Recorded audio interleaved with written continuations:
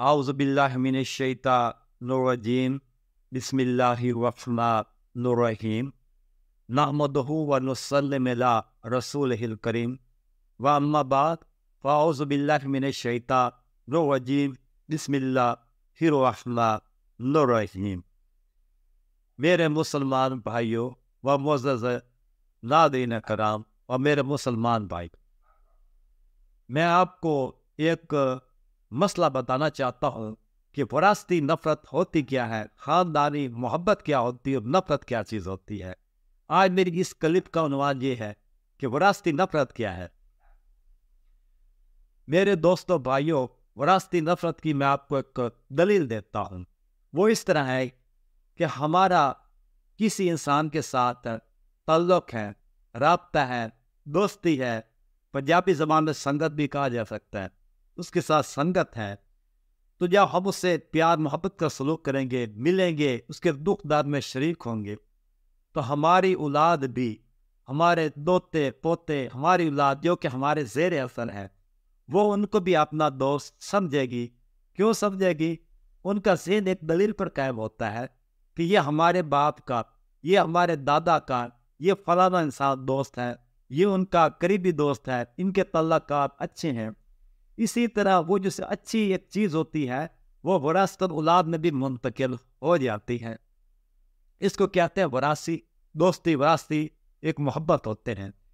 اسی طرح میرے دوستوں بھائیوں، اگر ہمارا کسی سے وسیب میں، برادری میں، خاندان میں، محلے میں کسی سے ہماری دشمنی ہے، لڑائی ہے، نفرت ہے، تو وہ نفرت بھی ہمارے بچوں میں وہ منتقل ہو جائے گی۔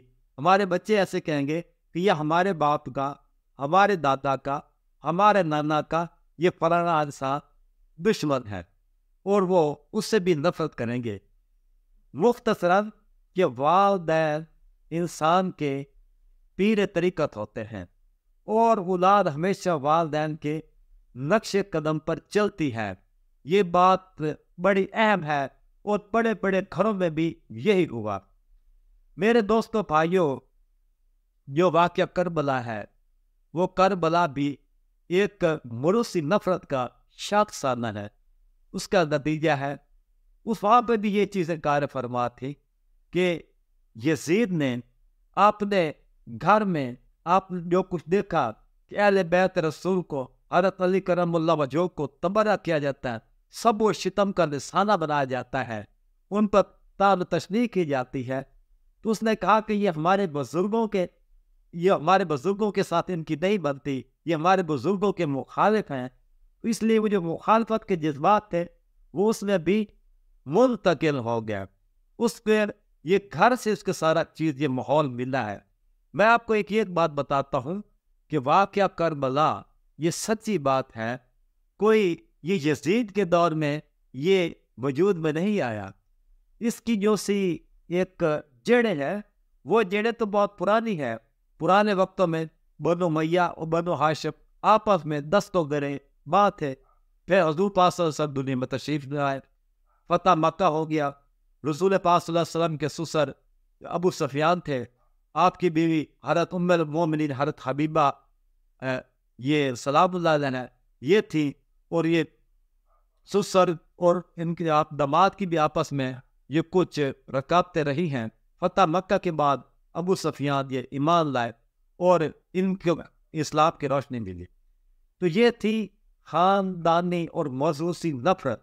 میں یہ بتانا چاہتا ہوں کہ واقعہ کربلا بھی یہ اس کی بہت پرانی جڑیں ہے، پرانے باپ دادا کے زمانے کی جڑیں ہے۔ یہ ان باتوں کو مد نظر رکھتے ہوئے یہ پھر واقعہ کربلا یہ وجود میں آیا ہے، اور میں سے خاندانی موروثی نفرت کا نام بھی دیتا ہوں، کیونکہ اس کو میں نے ایک حقیقت کی نظر سے دیکھا ہے اور میں نے سچ بولا ہے۔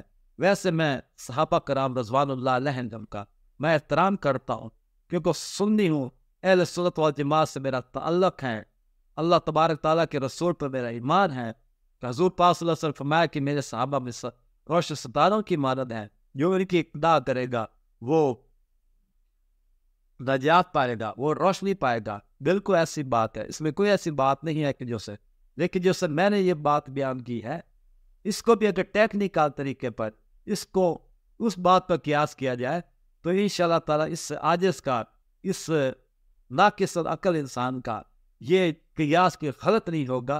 یہ قیاس 100% یہ اس پر بالکل فٹ ہوتا ہے اور اس میں کسی قسم کو کوئی ٹیڑھا پن نہیں ہے اور نہ ہی میری نیت میں کوئی ٹیڑھا پن ہے. وما علینا الا البلاغ المبین.